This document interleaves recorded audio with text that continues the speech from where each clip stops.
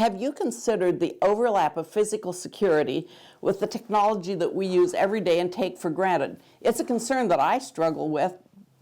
I struggle to understand it. So when a longtime member with whom I correspond occasionally contacted me and reached out about leveraging internet technology to thwart known threats, she had my attention. Members, I'm honored to introduce to you Felicia King. Felicia, could you tell us a little bit about yourself and about your work? Sure. Thank you for having me. I am Felicia King from Quality Plus Consulting. We also are branded as QPC Security because it's security is mostly what we do. And I've been doing this for about 30 years, and I'm not siloed exclusively in security, but I do construction management, and I'm a certified welder, and I started working on engines when I was 10 years old. So I'm a little different than most women. How about that? Very much. And our customers are, I don't want people to think that the things I'm going to talk about are enterprise only. Because we've been in business for so long, a lot of our customers are like retired individuals, or a retired secretary, or a retired librarian, sometimes young families. So a lot of the things that I talk about and that I recommend are scalable from a retired person's budget all the way up to things that do work for business as well. And I think that kind of breadth and depth of consulting and having done the construction management and living with the solutions that we implement. And at this point in time, I've done, tens of thousands of projects. Over the last 30 years, it's like crazy how much we've done. And as part of that, you really get this opportunity to have the insight to see what those long-term implications are. So total cost of ownership is very important to me, and the supportability model of something. And I think that all that's pertinent to our discussion today in terms of enabling people to be as self-sufficient and resilient on their own as they can be, while potentially they may still need to find an advisor in their life to help them. Well, and we'll make sure that we link to you, because there may be people who simply want to go to the top and get the best and engage your services or ask you for recommendations to how to proceed. It really is kind of a challenge for us who don't work in that world and maybe don't have the mind that you do that attracts you to those kinds of the mechanical and then bringing in the communications. But one of the enjoyable things about knowing you, Felicia, is the emails that we have exchanged from time to time. And this is going back probably 12, 13 years worth of knowing you remotely. So it's pretty cool to see you and to talk to you a little bit and learn more about that. But our topics are always personal security. That's where we share a common ground, you and I. And you recently mentioned that you were, I believe I would use the word leveraging your cell service to extend your coverage, and you're doubling up with Wi-Fi for kind of a belts and suspenders approach to having the ability to make that call out for help kind of an option that would give you more solutions if your home was invaded by organized crime and you were finding information that cell jammers were being used to keep intended victims from calling for help. Well, that's pretty alarming. I think that many of us have already accepted John Farnham's axiom that we're on our own, and yet there's also that responsibility that says there's trouble here. We need to see if we can get the authorities on site. And so while it would be tempting to think that you probably meant cell service plus our home internet, you made me aware that it really wasn't that simple, and that was good for me to be taught that. But I know that you've set up telecommunications for clients like you just mentioned, and I'm wondering what solutions would be suitable for middle-class home clients, and why would having two phone systems matter? What would be the complexity of installing and maintaining that kind of redundancy? Can you kind of get us started thinking what you introduced me to? You'd be absolutely shocked at how accessible and easy to do some of these things are.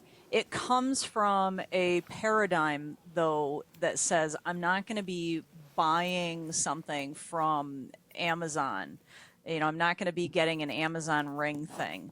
I'm not going to be getting a Google Nest, this, that, and the other, whatever. Okay, please, for the love of everything, stay away from the spy grid technology. That is not helping you at all. So one of the things that I would challenge people to think about is please don't limit yourself to thinking about stuff that was engineered for the consumer residential market. And in fact, most of the time, if you're looking for things that are in that consumer residential market, you're going to find things that are really not in your best interest. So don't assume that just because something was engineered for the business world, that it's outside of your financial reach. Let's consider communication depth. I've been reading about, cell phone jammers by criminals. Claude Werner did a report recently where he said, from his observation, from all the news things that he's reading, the criminals are coming in packs of 3. Well, this approach that now says that you can draw down on your assailant and hold them at gunpoint while you're calling the police for help to arrive. I don't know, is that even going to work? So I think we have to be very serious in asking, how do we create depth of bench in terms of communications for us and our family? So let's kind of walk through that. Please. Use your cell phone by all means, right? Let's say they come with a cell phone jammer that doesn't jam your wireless. All right, so let's say you've got your cell phone and you do have wireless. Now, through that wireless connectivity, can you communicate with an intercom system, a PA system within your facility? What if you have an outbuilding? How are you communicating with the rest of your family? Do you have like a speaker in your house that you can send those communications to? How could you do that? Because trying to get a cell phone call to interface with something like an IP speaker to warn the rest of your family, that's not going to happen. Let's just be real clear.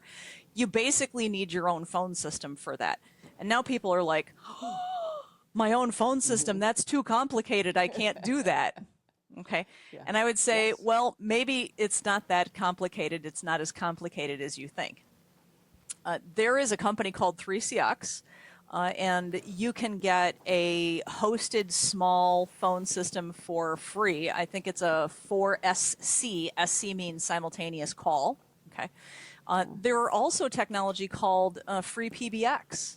There's a free PBX, and it is exactly what it says it is. It's a free PBX. There's another one called Asterisk. And so different ones of these have different levels of technical sophistication and technical requirements. So 3CX, you can do a hosted 3CX phone system for free. I mean, they'll host it for you. You do have to plug in a VoIP service to that, but I can tell you that's probably in the realm of like $30 a month. So very, very cost effective to do that. The cool part is you can use that for a lot of things, including you could have, I mean, if you had 10 family members, you could have all 10 family members have an extension on that phone system, and you're basically paying the $30 a month. I mean, it seems like some really good economies of scale there. There are advantages. Does that replace our landline, Felicia? You bet it does. And in fact, okay. I've done exactly that for a large number of customers. Yes. Yes, it does. And I really, though, like and prefer having a phone system that I don't need an internet connection to run. So if the internet connection is actually working, great. Then we have that level of functionality. But I got to tell you, if there's some bad dude in my facility someplace, I still want, if they are not using a wireless jammer, because wireless and cellular are two different things, let's be clear, and Bluetooth is also a different animal, and, RF, CB radio, UHF, VHF, this is all different animals. So you can't necessarily know, you can't come up with some sort of a bulletproof approach that says that I'm going to use this one type of communication and have no depth of bench in my approach, and I'm going to be able to still communicate. So reeling that back, and I'll get into CB radios and how you incorporate this, but with regards to the advantages of having your own phone system on site at your, let's say you have a house and an outbuilding, okay? Mm-hmm. It's like only that complicated. Maybe you have a house and a detached garage. Mm-hmm. So you want to be able to, at a minimum, have a situation where you can communicate with the rest of your family. Now, you don't want them to have to pick up a line, right? You want intercom. You want broadcast. So in my worldview, I want to be able to hit a button or dial a code, and I'm now literally broadcasting a communication across the entire facility. If you had 7 buildings, fine, it's going to be all 7 buildings. You can do this. It's a matter of, I think when you first start out, you have to look at what are my risks that I'm trying to mitigate? Well, I want to be able to communicate with my family no matter what. If I'm over here, I want to make sure that I've got a communication out to everybody wherever they are inside of the homestead, or you get what I'm going at. So you define your problem first, and then you say, how do I make sure that my plan for this allows me to scale with it? Please don't boil the ocean when you're doing these things. I think a lot of times people get all stuck on the technical complexity of things and they try to boil the ocean. Please don't boil the ocean. Have a good plan, get some good advice, formulate a good plan, but start with the first piece. And if that means the first piece that you get is saying, okay, I'm first going to get my phone system, and then I'm going to maybe get one speaker. Get that worked out. Once you understand how to do that, you can add as many speakers as you want. Get one intercom. Once you get that figured out, add as many as you want, add them where you want. A lot of times I find these projects you can do 100% empowered. Here's what I mean by empowered.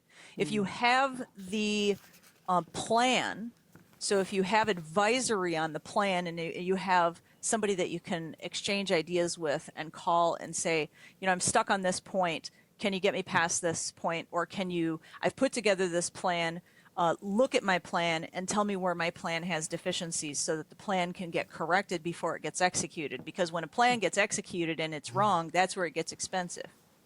But then the rest of it, a person can generally do themselves. You can run your own wiring, you can mount your own equipment, you can fiddle with the programming. There's a lot of things you can do on your own. So like I said, a lot of this is extremely accessible from a financial and a technical perspective.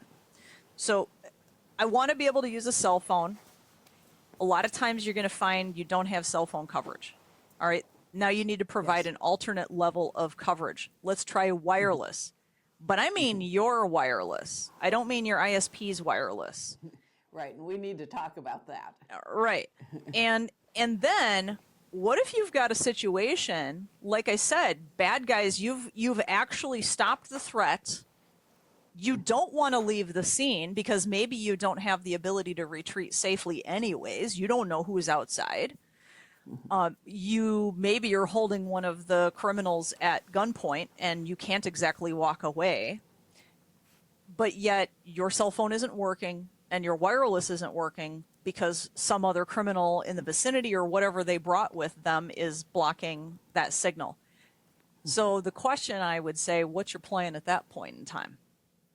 And the plan I would go to is one where there's a Baofeng CB radio. Now, Baofeng makes these very super duper flexible CB radios. It's a handheld CB radio. You can get a really long, like a 24 or 30-inch whip on it. And I've tested this signal distance coverage with those extended antennas, and I've gotten up to 3 miles. So, yes, really. That's amazing. Yeah. So, I mean, obviously it has to do with hilly terrain and the various frequencies that you're using and all of that. But I would argue that CB radio is something that we all should be investigating at least anyhow. I mean, you can get a Baofeng handheld radio for like $65 and, keep the thing charged up. Is it going to kill you to have 3 of those? Maybe you have one in your garage. You know what I mean? Like, it's the same sort of thought process you would have with yourself of saying, where might I have put a landline phone when you had landline phones? Think about your CB radios the same way. So I so far have not found a scenario where the bad guys have technology that's so sophisticated that they're preventing your CB radio from functioning, especially if you're using something like a Baofeng that you can use on VHF and UHF and potentially other frequencies. There is if you follow up with me later on with this, I can send you the URL link to a guy's website. He's an operator. You know what I mean? And I do. he has a whole website and he has classes that he does. So anybody that's actually interested in expanding their capabilities and learnings with just CB, there is a curricula for that, and they could go to his classes, or you could just do self-study books as well. And there's a ton of information freely available on the internet. So I think all of that's extremely accessible as well. But that really gives you your kind of depth of bench of communications aspects. And let me insert that I think that there's an idea with the CB radio that you bring into it, that maybe we should be dealing with our community, and maybe this is like a community watch thing. If I'm in a hilly terrain, maybe my neighbor up the hill, I've got line of sight, and maybe I should go say, Larry, we may have a problem. Things are getting rougher. I hear the gangs are working, this part this part of the state. Larry, maybe we should both share CBs. Would you be part of this with me? Now, not only have I engaged a friend who we may be able to help each other out if we're starving, but we've also got someone who could then make that 911 call because he's not being blocked. That's exactly correct, yes. And that's the kind of scenario thinking that I want everybody to engage in. Right?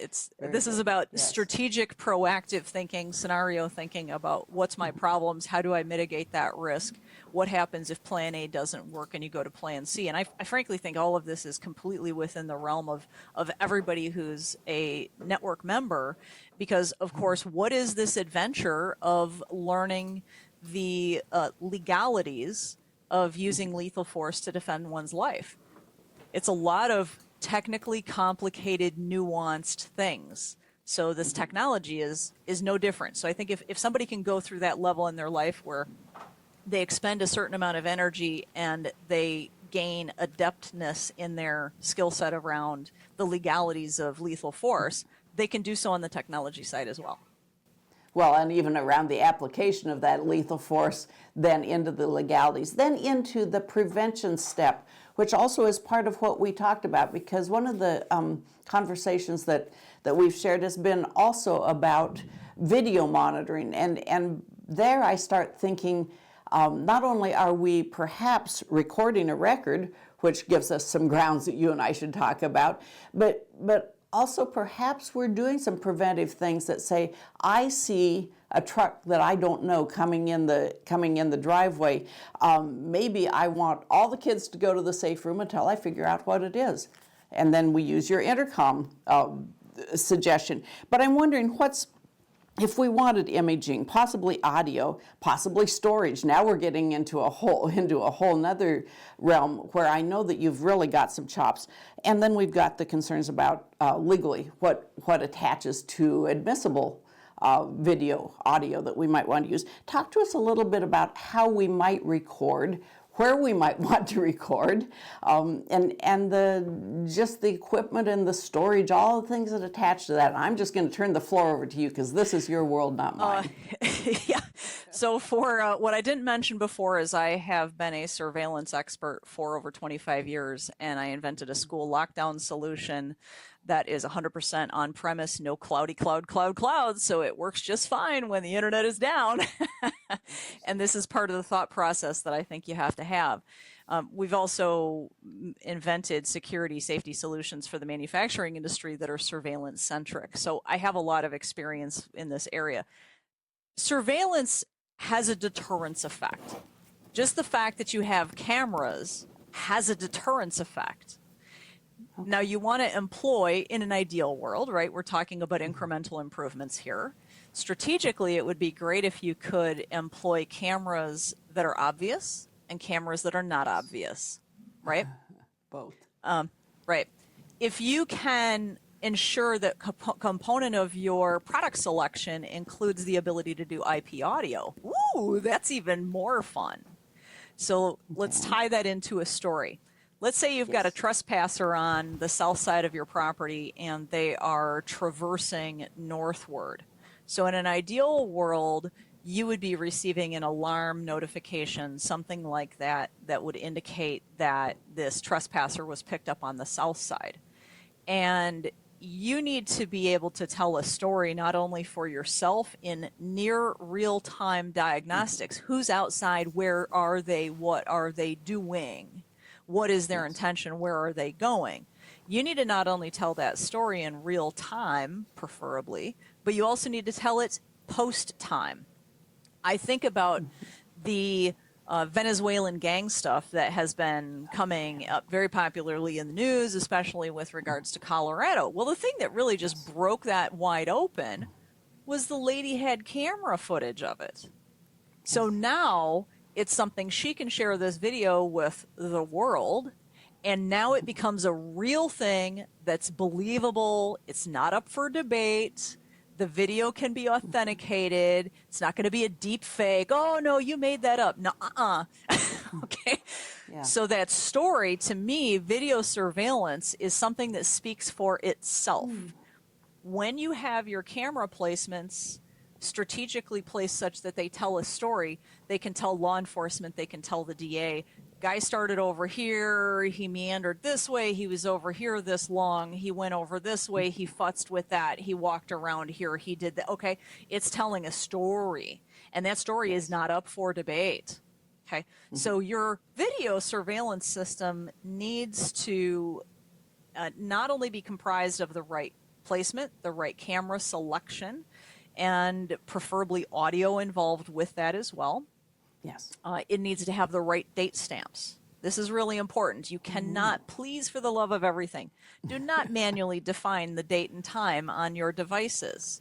Have a system that does that for you. Now, there's something called NTP, which is Network Time Protocol, and almost every system has it built in, right? So you just need to make sure that you have that configured correctly. And the head end, or kind of the controller system of that, would reach out to NIST. And it gets, hey, I'm talking to the atomic clock. What's the current time? And maybe it does that once a day. So that way, if you have that in place, you can be assured that the date timestamp that's on all of your digital video, because that's what we're talking about here, right? We're not talking about analog video. That date timestamp would have good veracity and would be usable and irrefutable evidence in your favor, reinforcing the story that you're telling about what happened. So it becomes, I mean, we all know from Mossad's teaching that witnesses are maybe not the greatest. There's, you know, human witnesses are highly variable. Well, and they hear and see different things. It's filtered differently. yeah. So the video surveillance, it becomes that thing that speaks on your behalf.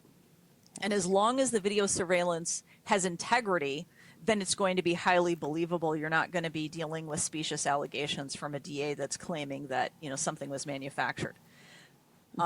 So I only use, you know, you asked about what sort of technology.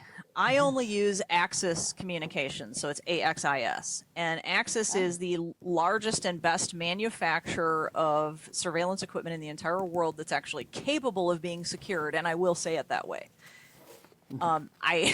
You couldn't give me money to put a Hikvision camera anywhere around. That is communist Chinese technology, and who knows what the heck it does. Now, I've done packet inspections on the behavior of Axis cameras. When I tell an Axis camera to not phone home to the mothership, it doesn't. When I tell it to only talk to my video surveillance system, it does. That's it. So it behaves like you want it to behave. It functions in accordance with real security configurations at the network layer, which I won't waste time on discussing, but suffice to say that it is a technology that has integrity, and it functions in the way that it should. It doesn't do sneaky things behind your back like an Amazon Ring camera would do, or some sort of a Google Nest appliance, or some other consumer-grade baloney, frankly, because almost all the consumer-grade baloney is all designed to run off of a cloud controller, and it phones home to the mothership, and it leaks data, and you have no ability to know what it's doing or to control it. So I only want to use technology through which I can do a real counterparty risk assessment on. And my best counterparty risk is it doesn't talk to anybody other than what I tell it to. Duration of sustainability of these things. I have had cameras that have lasted for 14 years, right? So please, please do not have conversations with me about, oh my gosh, the camera is so expensive. No. Garbage technology is expensive. good technology lasts a very long time, and it's secureable, and it's actually going to be reliable and function. The last thing I want to have is a scenario where I've purchased a Hikvision camera, and just when I needed that camera to work, it barfed, or it malfunctioned, or it was compromised, or in some way it didn't fulfill its mission. Then whatever money I spent on it, plus my labor and supplies and everything else, I was just lighting money on fire at that point in time because the component failed. So I'm not saying ride the equipment until it dies, but I'm also not saying that you should look at something and say, oh, well, that has a 5-year warranty, so I'm going to assume that it's going to die in 5 years. No, I'm saying use it until it dies. That's okay. But you should have at least a capital reserve account where you are planning appropriate life cycle asset management, because this is now a key component of your infrastructure. And so you would tell it that you would be doing the setup, or we kind of back to what you talked about perhaps bringing in a professional to get that just very basic setup going. Because I'm not even sure if I can buy Access Communications equipment, where I would find that. How can I buy it online? I don't know. If I got it, would I be able to do those settings that you just referenced? So maybe you were back that idea of who could do just the very basic setup that then I can spin off from, and now I'm empowered. Now my initial investment has let me go farther. So the other thing that's awesome about Access Communications is, let's say you buy a camera, you get a VMS. They give you Access Camera Station for free for one camera. Now, the other thing that's cool is, let's say now you have 4 cameras. An Access Camera Station license is perpetual. You're not renting it. You're not renting it. I still have the ACS licensing that I had from 24 years ago. I obviously have more licenses now. But so this becomes part of the economic viability of it. You're just paying, if you have 25 cameras, you're going to have 25 perpetual licenses, and they're like, I don't know, $126. And like I said, that's a perpetual license. There's no subscription fee on that. So it's very, very economical from that perspective. In terms of where might you run the video management system, you just pick a PC. Go buy a PC. Go buy a PC with a 2 terabyte hard drive in it. Install the software. Make it happen. You don't have to have any sort of specialty appliance for it. Is it a little bit more complicated than that? It can be.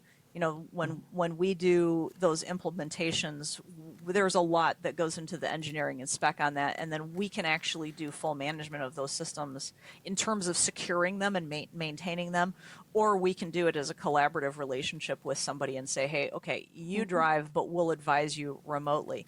So we're pretty flexible that way. But if somebody wanted to do it on their own, they could just get that software, buy the perpetual licenses, install it on a PC, and wing it, right? You can totally wing it. The key piece is to make sure that it's not phoning home to the internet. It doesn't phone home to some mothership someplace. I want to go back to marking. Okay. This is not necessarily going to be default on a lot of things. So when you're doing your configurations, you do want to ensure that your video feed has that marking. You want to have some sort of like a location identifier, and I just use camera names. And then you want a date. So you're going to have, 2024 dash and then the rest of the date. But you also want time. And I mean time down to the second. So all of that stuff is important, and that's typically called an overlay, right? So if you're thinking about what do I call that? What do I look for that in the help manual? The word is an overlay. And you need to then be thoughtful to, well, generally this area has a darker background, so I'm going to make my overlay white text. Or you could say, ooh, actually, generally this area has a lighter background. I'm going to use black text. Or you can do something that says, okay, white text on a black box. There's a variety of ways to do it. I could use purple text if I wanted to, but you have to make sure that your stuff is readable. You have to be cognizant to the scene. What you might do for a camera who is directly facing eastward that's going to take the sun right in its face, that's something you need to be thoughtful to. You don't want your camera to be blinded. Maybe you need a little sunshade for it. So as you're picking out your cameras, say, ooh, maybe I need to have a camera there that has a sunshade. Certainly, if you're going to put something on the outside of your building, make sure it's outdoor rated, obviously. Yes. And I would encourage everybody to always get an integrated IR illuminator, which is infrared. And this is what you need in order to do things at night. To me, Yes. there's usually only about $100 price difference between a camera that does and does not have an IR illuminator. So my general rule of thumb is I'm always going to get a camera that has a built-in IR illuminator, unless for that particular location I had a higher priority to have a built-in microphone. There absolutely are cameras that have built-in IR illuminators and a microphone, but sometimes you have to make a decision because of factors, right? On Axis's website, they do actually have a camera selector. If you spend enough time with it, you'll probably do okay. It's like picking out any other technology. There is a tad bit of experimentation to it, and you just have to be okay with that. So if you're going to start getting into this, don't buy 12 cameras at once. Please don't try to boil the ocean. Get one camera and then hook it up and go like, oh, I'm now understanding that when I mount a camera at this height and I tilt it this way and I do this and I do that, then this is how it affects my scene composition. There's no substitute for your own experiential engagement with these things. And with the systems that I advocate, you can just get one camera and you can start puny small and you have no loss of anything going forward. Now, at the point in time you want to go gangbusters and get 26 cameras, call me because I'll get you discounts, Okay. Don't go out and buy 26 cameras piecemeal, because you're not getting good discounts at that point in time. But I would imagine by that point in time that you get past 4 cameras, you'd have a lot more understanding from your own experience.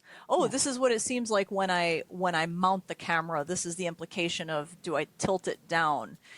There are things like, I have a camera that I have on one side of a peak of a building, and it's what they call a 360 camera. It obviously doesn't see behind it, but it sees 100% of everything in front of it.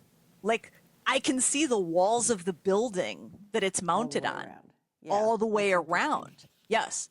And that's what they call also a panoramic camera. And sometimes, and those have their positives and they have their negatives. And that's why I oftentimes will do I call it a team approach. Different cameras, different purposes. There are cameras that you can get that are super duper cool to put on like a peak of an exterior building facing perhaps a driveway that have something called object tracking in it. So they're much more sophisticated cameras. I'd say they're maybe about $1,000. So they're still not horrendously, it's not like it's a $5,000 camera, right? It's like a $1,000 camera. But it has digital object tracking, and that's the phrase that you want to look for, is digital object tracking. And you have to program it, and it'll be like, okay, here's a car. Now, when I see a car, what do I want to do? Ooh, I can tell you what I want to do. I want to zoom in on that thing, and I want to get the license plate on it. Yes. And I would also like to get a face shot of who is in that car. So you could do that with a 2-camera combination, or you can do it with a more advanced camera. The 2-camera combination is going to be one where you've got more of a dedicated license plate reader camera. And I would really only put that in a business, because it's LPR, license plate recognition, is a whole nother completely separate kind of non-personal security related topic. And probably beyond what we need. Yes, exactly. I also have signs. You can get inexpensive signs, right? We go back to the deterrence aspect. What you don't want to have is, you don't want to just rely upon one completely visible camera and make it completely obvious to the bad guys that there's the one camera, and if they go take a can of spray paint to it or kill it, then your game is over. So have depth. I want to mention also, you were talking about where should this data be stored. All right, let's talk about depth of that. I'm a little suspicious of things like, I can't necessarily count on how an investigative team is going to respond to a situation. I want to make sure that I am not left without evidence. Now, people may, I'm not going to be getting into politics here, but they may recall what happened to Roger Stone. With Roger Stone, the FBI came in and they took his DVR. So that would have left him in a position where he didn't have his video. So now in that scenario that the investigative team came in and decided to seize the equipment because they wanted, well, you know, we think this is pertinent evidence to the investigation, we're just going to seize it. Do you want to be in a situation where your defense team doesn't have the evidence? Well, personally, I don't want to be in that situation. No. So I put SD cards or micro SD cards in each individual camera, and that's an on-camera recording. And then you can send that video also to your own video management server. Let's say that is in your building. You can also have that data replicate off-site. There's a variety of ways to do off-site replication, which I won't bore you on the details on that. But think about this, right? We were talking about scenario thinking, scenario planning. If I have the option to have that video stored on the device itself, but also in a video management system, but also off-site, have I now increased my probability of having access to that video or that event data? I have. Yes. Now, let's take it one step further. What if you had email notifications configured with snapshots? So this is super cool. In the event that you're talking about, I don't know, let's say you went to the doctor's office and you just want to find out, what's up, Jack? You know, what's going on? Now, if you're going to try and pull up like a mobile app on your mobile phone and access your video feeds at your house, you've got some technical challenges with that. Number one, if you're going to allow access from the internet to your video management system, you got some security concerns that are frankly above your pay grade. Okay? That's kind of like my realm. So please, for the love of everything, don't do that. Do not make your video management server accessible to any external. Don't do that. Please do not do that. Because then the Chinese can get into it, the stalkers can get into it. Okay, so let's just take that off the table. One thing you can do that's very, very within budget that does not open that vulnerability is you could configure email notifications. So again, bad guy, trespasser on the south side, triggers an alarm. That alarm, your VMS can grab a snapshot of that and send it to you via an email. You could also have perhaps a shared mailbox with your family, let's say your spouse. And so all of those notifications, rather than duplicating the notifications, which of course you could do as well, you can have those email notifications go to more than one person, but you can also just send them to a particular mailbox. And I personally like that approach because that mailbox can effectively be an archive. You can put a retention policy on that and say, I'm only going to keep like the last 4 months of those snapshots and email notifications. And you're taking down the total cost of ownership of that by just using the technology with an automatic retention policy on a mailbox. So that's another way, very, very inexpensive way, you can create a trail of evidence that says this is what happened. Because, you know, bad guy goes to the east side, well, you've got a snapshot of that. Bad guy goes to the north side, you've got a snapshot of that. Bad guy goes to the west side, you've got a snapshot of that. It all is about how you configure the triggering. Pretty much every camera has motion sensors in it. Like, it's not really a motion sensor the way that you might think of a standard motion sensor. It's more like pixel changes. Now, this is a really important concept to understand. If you're doing, I want to have a trigger based upon a car is driving by, realize that a car is a fairly sizable object. A car is going to change a lot of pixels at one point in time. Okay, now we've got a guy off in the distance, and he's this tall. He's like 2 millimeters tall on the video, right? That's not many pixels. So as he gets closer to your house, he's now 4 inches tall. That's more pixels. Right. Be aware that motion in video surveillance is almost exclusively triggered based upon pixel changes. So the larger the object, the longer the duration that it has changed, that is what triggers motion. And you will have to tune this. It's a per camera tuning because the scene is different. It's different if you've pointed a camera at the entrance to your garage. That's a very different scenario than the sidewalk in front of your home. Okay. Speaking of sidewalk and really a lot of other scenes that you might think of, you can create areas of focus if you want. So you could have a trigger zone being just the sidewalk. You could have the trigger zone being just the wellhead. I had a client who was very concerned potentially about people tampering with his well, and but yet didn't want like an alarm for any time anybody was going through the driveway. Just wanted to see activity around the wellhead generate an alarm. That's something as simple as you open up your VMS, you draw a little box around the object that you want to monitor, and you say, I want to create a motion alarm for that. Not hard at all. Well, and that's useful because one of the complaints that people have had since time immemorial about simple motion alarms is the deer set it off, and the birds set it off, and the spiders set it off, if I remember one funny episode. Right. And now what you're doing is giving us this ability to say, well, I'm really just interested about this gateway. I'm really just interested about this portion of the driveway because there might be other activity. And now we can cut out a big amount of those not really alarms. But how are we moving the image or maybe the audio? How are we moving that from the camera to the notification, to the storage? Okay, so we'll get a little technical here.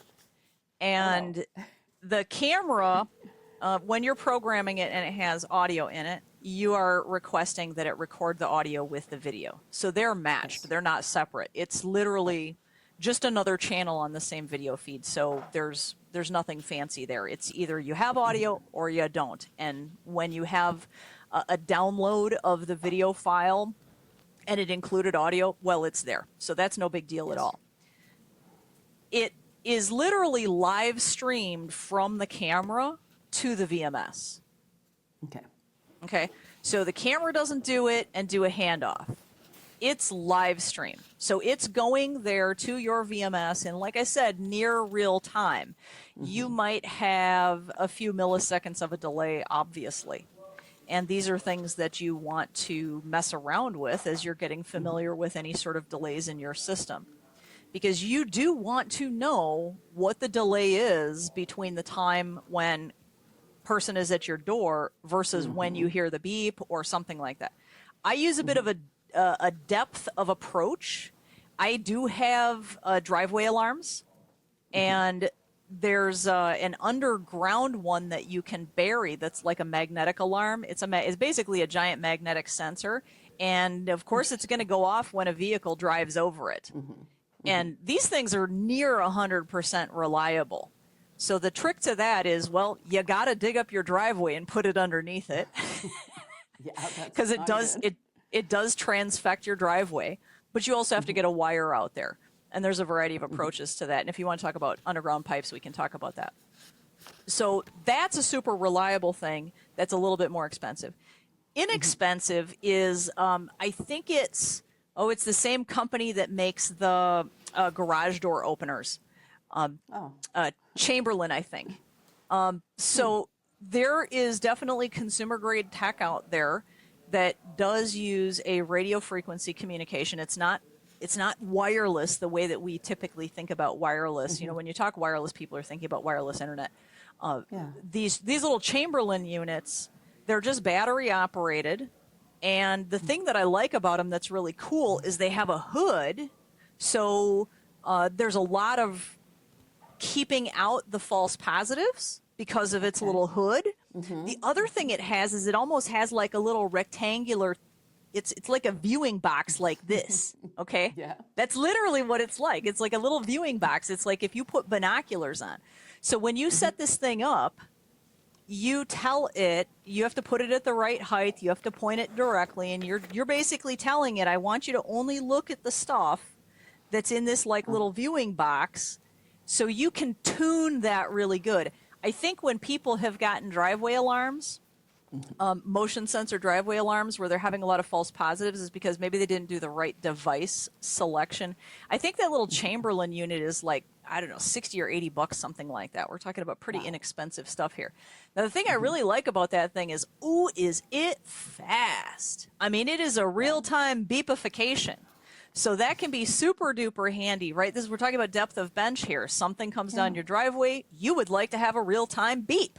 Let me get my attention going so that I know something is there. And then I can maybe pull up my video surveillance and take a look at what is there. And you're going to have some more delays in something that is not that kind of an instantaneous beeping. So where you really want that notification about like real time, like if somebody did some horrible swatting on me, you know how they make a false allegation, oh, there's a kidnapping inside of a building or something because they're trying to get you to be, whacked, then they'll do that swatting thing. Well, I got to tell you, if the SWAT team rolls up at 2 a.m., I want the beeping to happen to let me know the SWAT team has rolled up at 2 a.m. so that I can pull up my video team and recognize what's going on outside so I can respond to it appropriately. Yes. Because otherwise I might be dead. So I got to tell you, if that thing goes off at 2 a.m., I'm waking up and I'm paying attention to what's going on. So for people that have had too many false positives where they're like, oh, it's the wildlife, whatever, consider the risks. I'm trying to mitigate the risk of me not having enough advance notice to dealing with something where life or death is at stake. So maybe I need to then, if I'm having a lot of false positives, I need to spend some time tuning my detection system. Rather than just get rid of the detection system, tune your detection system. Play with it, mess with it, find out how it's going to happen. I mean, that's going to be the case. I don't care what the detection system is that you get. It always requires tuning, which is why I think it's so important that people try to not outsource all of this. It really is important that it's no different than you learn how to do this yourself. You're not outsourcing that, are you? Right? Same thing, because only you are able to make an assessment about what your risk tolerances are. So the technical piece of it is basically the camera writes to the micro SD card and the VMS is pulling that video in real time.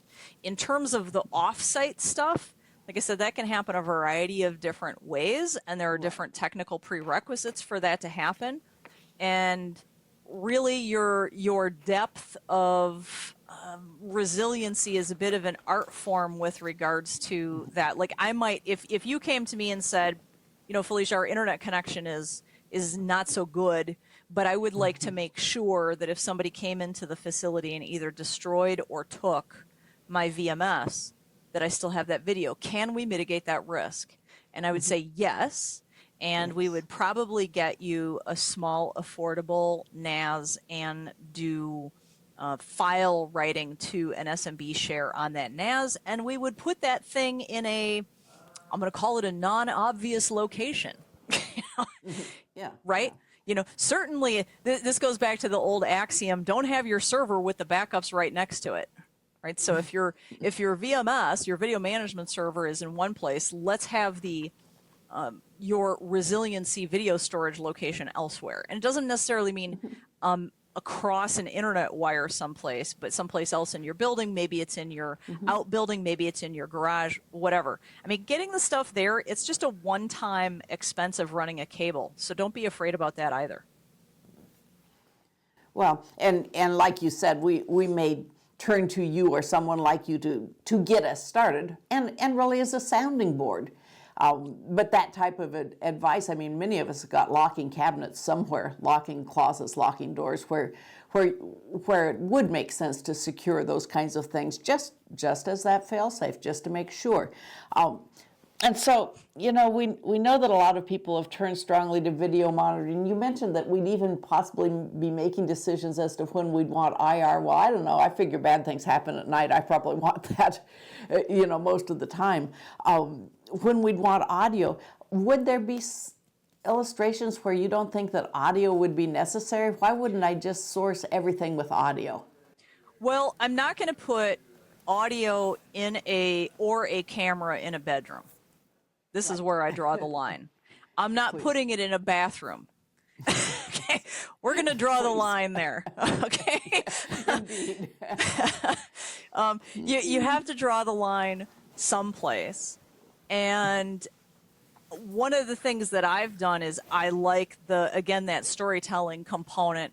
This is not just exterior surveillance, it's also interior surveillance. And do I want to have that audio embedded in the video that is the full recording of the altercation? Oh, yes, I do. Yes. What Because it matters. If I can instantaneously, through the providing of this evidence, gain myself a whole lot of proof, it's no longer hearsay, it's no longer what I said I said. It's now I have this proof. I can probably take that time to conflict resolution with regards to, am I going to be prosecuted or not? I can take that time to that problem resolution down very quickly. And this is the worldview that I basically have about video surveillance. Is I feel like it's pretty all-encompassing as long as you're mitigating the risk. And I'll brief that. It's a tool for you proactively. It's a tool for you on an ongoing awareness perspective. Sometimes you get a package and you're like, who the heck brought that package? Okay. Well, gee, I kind of want to know who brought that package. Before you tear into it. Yeah. That's right. That's right. Yeah. So it's your own post event, because something doesn't always have to be an incident. It's your own post event evaluation. Sometimes it's who did my kids bring home with them? Sometimes maybe it's that. But then it's also this great piece of evidence for you in the event that you do need to prove that what you said happened is what actually happened. Right, So the risk management piece of that is you don't want to lose your data. You don't want someone else to be able to alter your data, and you absolutely must deeply safeguard against inappropriate access to your video. Yes. And I think that that's one thing that turns people off. People say, and I think they're correct, that they simply won't go this route for fear of, for fear of someone from the outside getting into it. And that would be probably my biggest argument for having someone like you do the initial and then let me spin out of it. But there's another aspect of this, especially if we're talking about pulling wire or jigging underneath the driveway or whatever it turns out to be. What about for people who don't own their homes? How much of this do you think scales for people who are renters? Yeah, so actually quite a lot of it. So one of the things that we do is we do property management for commercial property management organizations and like large apartment complex owners. Now, if I was a renter, one of the things that I might do is I might go to my landlord and say, let me propose something. I am perhaps fine to draw up my own plan and to fund the professional installation of what I need. Okay. I don't want to do something that is tacky or doing some for example, if I was the landlord, what I don't want to see is somebody doing rogue stuff. I don't want to see surface mount garbage. I would much prefer the tenant come to me and say, hey, let's do some cost sharing here. Let's have your contractor, landlord, your contractor, I need them to run these wires for me professionally in accordance with your standards through your walls. But this is where I would like them. And what I agree, for example, is I agree that this amount of stuff I would leave in this unit if I departed.